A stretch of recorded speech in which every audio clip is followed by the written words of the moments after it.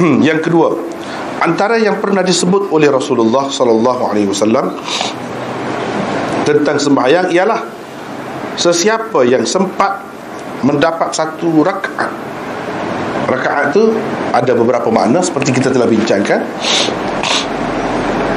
Asar sebelum terbenam matahari, dia hendaklah menyempurnakan sembahyangnya itu. Dan sesiapa yang sempat mendapat satu rakaat sembahyang subuh sebelum terbit matahari, dia juga hendaklah menyempurnakan sembahyangnya. Itu jelas hak ni hak Nabi ajar. Hak Nabi ajar jelas. Yang ketiga, sembahyang orang yang sempat mendapat hanya satu rukuk dalam waktu sesuatu sembahyang, sedangkan yang lain-lain dikerjakannya sama ada di luar waktu atau di dalam waktu sembahyang berikutnya, dikira tunai bukan qada menurut Imam Bukhari dan jumhur ulama. Sembahyang di luar waktu macam subuh kan, di luar waktu, lepas, bukan dalam waktu seterusnya sebab tak ada waktu sembahyang lepas tu. Kalau di dalam waktu sembahyang lain macam asar, bila terbenam matahari masuklah waktu maghrib.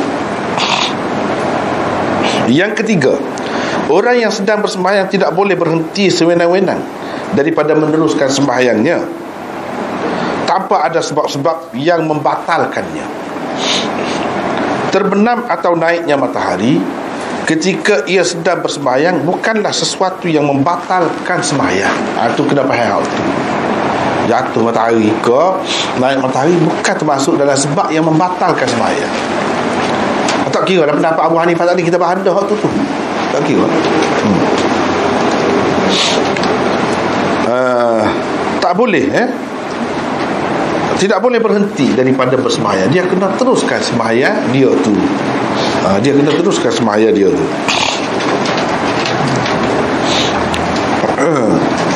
Itu bukan sebab yang membatalkan sembahyang, jatuh matahari ataupun naik matahari itu. Tapi kalau memang membatalkan sembahyang, tak boleh kita duduk. Tak boleh buat keras situ tak boleh. Kita terketuk je kita tak bunyi pun tak boleh. Kita duduk depan sekali, duduk tengah lagu mana pun kena berhenti. Tak boleh malu kat orang, nanti orang kata habis orang tengok dah. Biar tengok lah. Nak kan? Kalau berlaku kepada dia pun dia kena buat gitu. Biar tengok. Jadi tak kena berhenti. Kalau gitu tiba-tiba main kotor misalnya, maka kena berhenti. Tak boleh terus. Kalau terus jadi kan dosa. Tak boleh kita takut kau orang, tak boleh. Tak ada dah ni kau takut kau orang, nak jaga orang, tak ada. Kena melera Allah. Itu lebih daripada yang lain. Dah orang-orang lain pun kena terima lah. Dia terpaksa litah aku depan biarnya litah. Ikut dia lah. Kalau kita sekat, boleh jadi kau banyak lagi. Duk sekat, duk halal dia. Jadi kena faham banyak perkara. Kena faham. Itu kita boleh faham dengan ngaji lah. Setengah-setengah orang dia faham. Dan Nabi suruh sekat kan, dah sekat belakang dah. Dia nak jamin nak tak boleh dah ni. Lagu mana? Tak boleh, kena faham. Kena faham.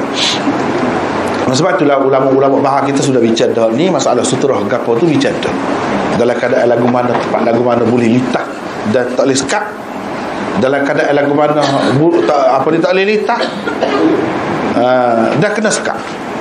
Dalam keadaan lagu mana tu kita sudah bincang dah dalam bab sutra dahulu.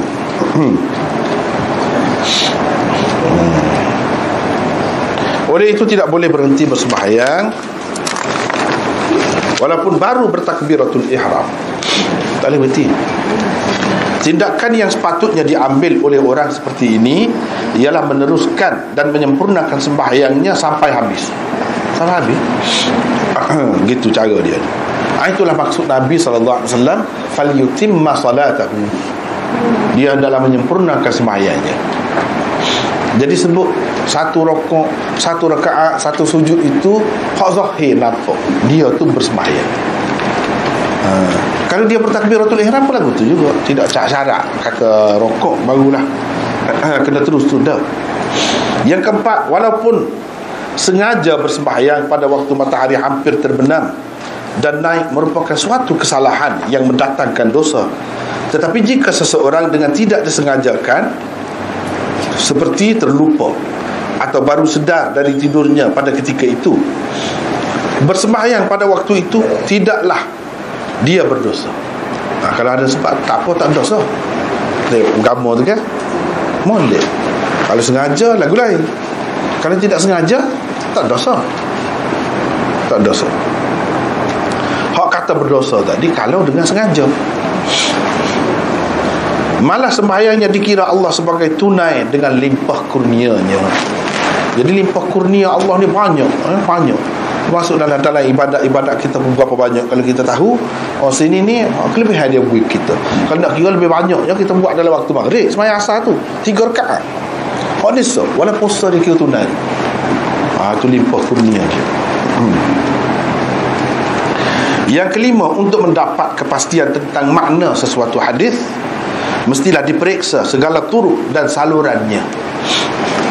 Tadi makna dia lagu mana dah satu rokok atau satu sujud sembahyang asar tu gini, makna dia lagu mana? Kita sudah sebut dah hadis-hadis tu. Hak lagi tu dia buat di luar waktu.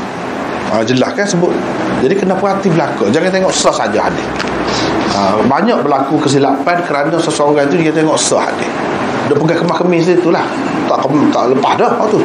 Seseorang yang lain ada juga orang lagu tu. Tetapi itu orang yang tak mengaji. Kalau orang yang mengaji hadis tidak gitu.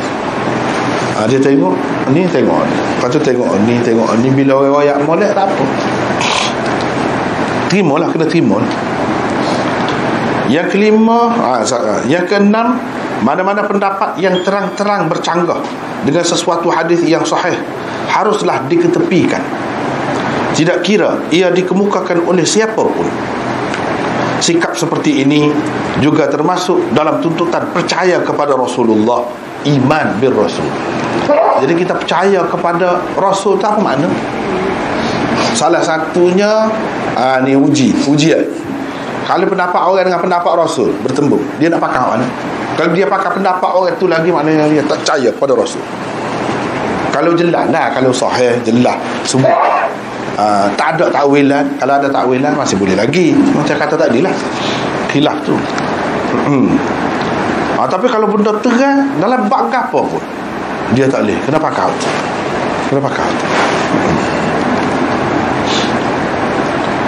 Kena pakai hak tu.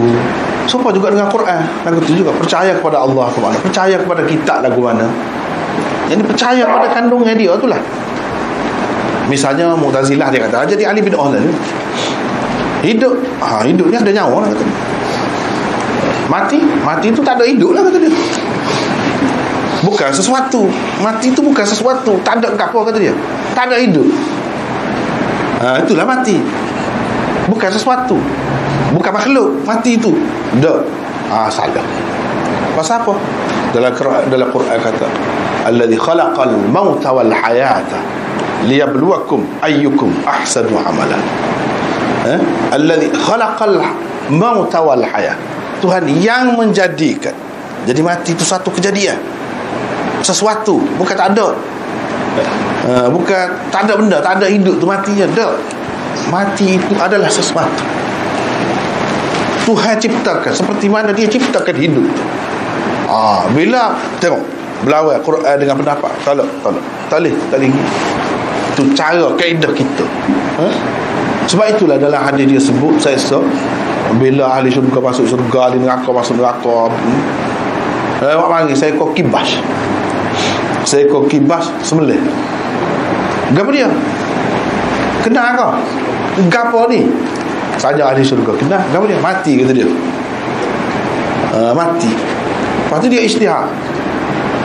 Istihar lepas tu. Lepas pada sembelih. Tak ada dah mati. Tak ada dah. Habis dah mati. Yang adanya kekal semata-mata. Kamu semua kekal. Tanya ahli neraka, kamu kena apa? Kena? Gapo dia? Mati. Ada kena. Pelik juga tu. Kita boleh kena. Dah sesuatu yang boleh disembelih. Isyarat kepada benda tu bila disembelih mati. Tak ada lah dia. Sebelum pada tu dia ada. Sesuatu lah macam kibas. Kan kejadian ada tu. Begitu nak isyarat kepada ada tu lah. Dah kita tak nampak tu suku pasar tu banyak benar tak nampak ada kan? Kejadiannya. Baik.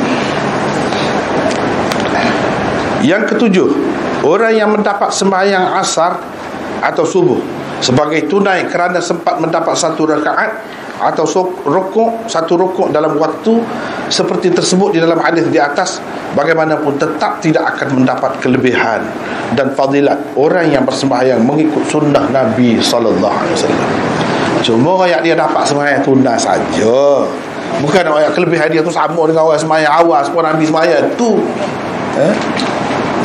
Bukan.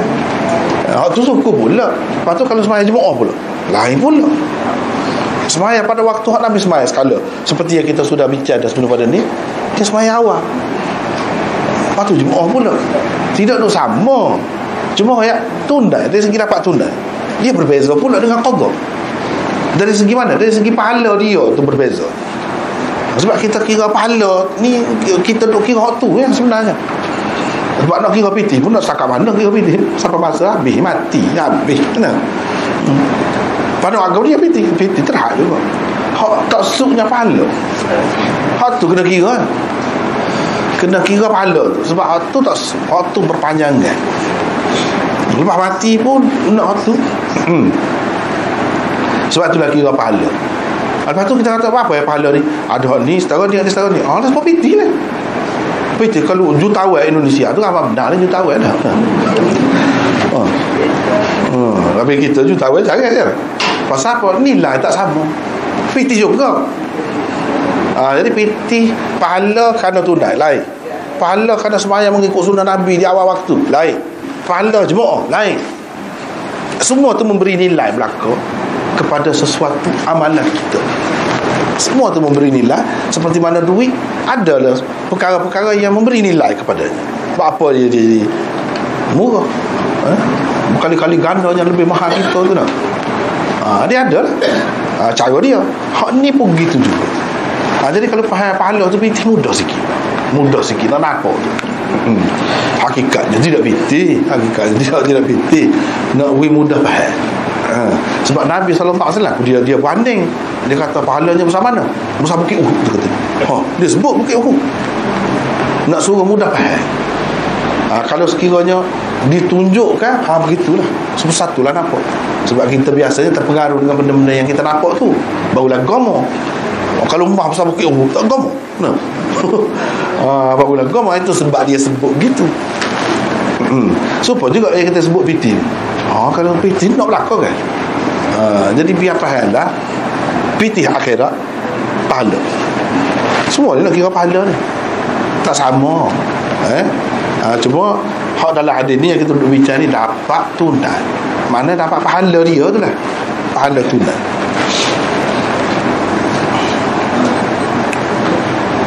Lepas tu Imam Bukhari sebut hadis ni selain di sini ada dua tempat lain.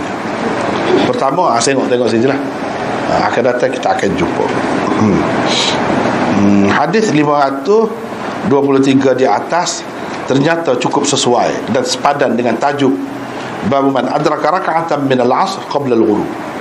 Tetapi hadis 524 dan 525 di bawah bab ini berikutnya yang dikemukakan oleh Bukhari telah menimbulkan kemuskilan. Jadi muskil itu panjang pula lah. Kita putih sekali dulu.